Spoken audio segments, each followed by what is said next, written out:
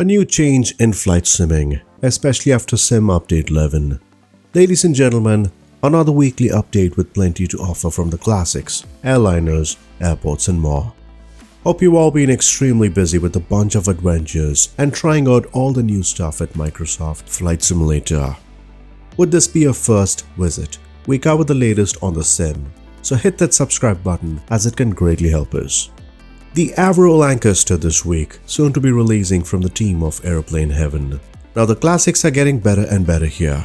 This is a Second World War era aircraft, a British heavy bomber, one of the important pieces of World War II aviation, where only 2 remain in this world out of almost 7,400.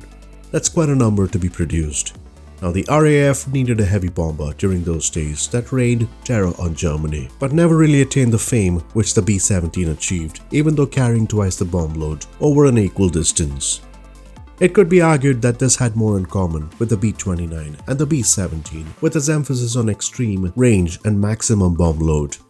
A Lancaster cockpit could hold 4 men, a pilot, flight engineer, navigator and a radio operator. Now leaving the cockpit, a bombardier gunner in the nose located several steps below and ahead of the flight deck, plus 2 gunners on the top turret and a tail gun completed the crew. This model was revealed early this year, and with previous platforms having positive receptions on this model, we have a pretty good idea on what to expect. Towards business jets, we definitely need more of these, and we have a new one coming soon from the gang who offered us the Honda Jet, the SF-50 Vision Jet. A good partnership with both Flight Effects and Walk Tech. Now both these teams have the plans to roll this out soon next week. The cat is finally able to let the bag out the team state. Now they've been heads down all this time, trying to finish off the SF-50 G2. Details are some of the things the team have had their focus. Smaller details trying to capture the experience of flying the real aircraft. Thankfully, we have a few teams who offer us more refinements post-releases, and this has been on the plans as well for this gang. Few more additions are being planned post-release with enhancements that would appear in subsequent updates. We thought the A310 was enough for the next few months on airliners. Ha, we were actually wrong. The MD-11 has rolled out from Sky Simulations this week. A tri-jet wide-body aircraft that comes with quite a hefty price tag. Yes, $57 is the planned price for this jet. Now Sky Simulations has been no stranger to the flight simulation community, and we're talking about the McDonnell Douglas in particular. The MD-11 has been on Prepare 3D for quite a while, with a good amount of reviews. Now let's not get too excited as there are some second opinions on this model. State-of-the-art replica aircraft, the team claim it. The textures can be much better. Plus, the mention of fully operational 3-position landing lights comes across differently. We're still early to come to a conclusion, but very curious on how it works, and there's definitely more to follow before making a final conclusion. Continuing with airliners, where did we come across the A380 here? A fly-by-wire footage that was revealed quite recently.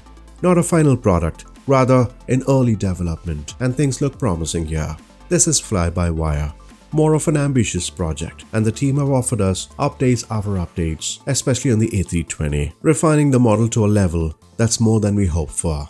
Talking with the A380, a footage like this looks promising, giving us a rough estimate and an idea of where the process of development is moving at. It appears that this is well in progress, but no set timeline, leaving us all in suspense.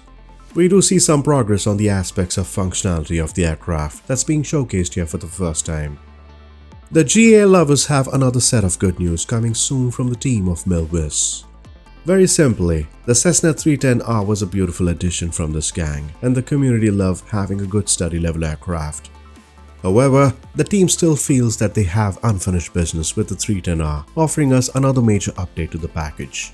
A range of improvements on animations to fixes in the avionics, electrical system, lighting and more.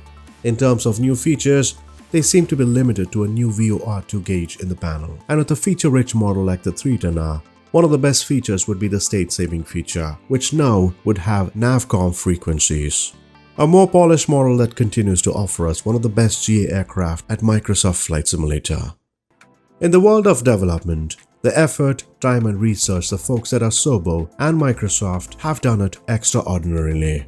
I honestly didn't expect this update to be dramatic, and it's such an amazing feeling to sit back, feel more of history on a DC-3, or sail the skies like a captain behind an A310.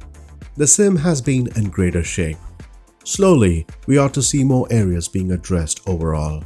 For example, we have coastal line glitches where water creeps up coasts or cliffs, doesn't really give a natural feel to the sim. Live weather refinements, photogrammetry areas, level of detail, areas of the sky meaning northern lights, and it's so much more integration and planning that needs to be done. The manner the team have worked certainly left us to get busy for the next couple of months to get spoiled with the changes we see and experience. One of the issues that persist many of the users is the capacity the sim can handle. Ever since the launch, Microsoft handles the servers and allocates their hardware as needed. Now there have been instances where we go offline and get connected in a few, but this happens quite constantly, not really improving the experience. It's quite natural, especially when new updates roll in, leads to an unexpected large spike in players for a few days before settling into regular numbers. Now Microsoft doesn't have unlimited servers. Although they do for other things, they are server reliant where any slowdown is noticeable. Hopefully, we don't see this issue in the months to come. We have events plus a freeware, but before that, how about this flight sim setup, This is from our pal, F.A. Pappy. It looks like a perfect setup with honeycomb, a good set of rudders, that throttle and an ultra-wide screen, plus a side monitor that makes it more convenient for navigation and more. It's a great setup, mate, and if any of you like to showcase your setups, please feel free to share at our Discord server. We'd love to see those setups where each of our journeys are amazingly unique. Towards events, this week the journey continues with a gang of Aussie group flights team. Now, community events are a great way to make new friends and find common interests. The experience when you fly with someone, sharing stories where you fly to a location truly makes it fun. Trust me, take good advantage of these kinds of events, which are free. Now, the plan is to begin at Archerfield all the way to Gladstone. The goal here is to continue exploring Australia by circumnavigating the continent, get a good feel of the terrain and continue more. So mark your calendars as the event is tomorrow. The organizer Cinnamon Inc. has shared plenty of details of the event, the flight plan, and join our Discord, which makes life much more easier to get more details of events, latest news, plus many more. Now, freewares are a good way to find some cool stuff. This week, let's go to Austin, Texas. The Austin Executive Airport, KEDC in short, produced by Windhover, a busy hub for bizjet and charter traffic as well as GA flights. Look at that airport. Is that a payware? Nope. I love the night lighting inside the terminal here, plus how it appears during the day, with runways being retextured, taxiways, ramps, custom 3D model, and a few buildings adding more life to the default airport. There are plenty of work that has gone into this.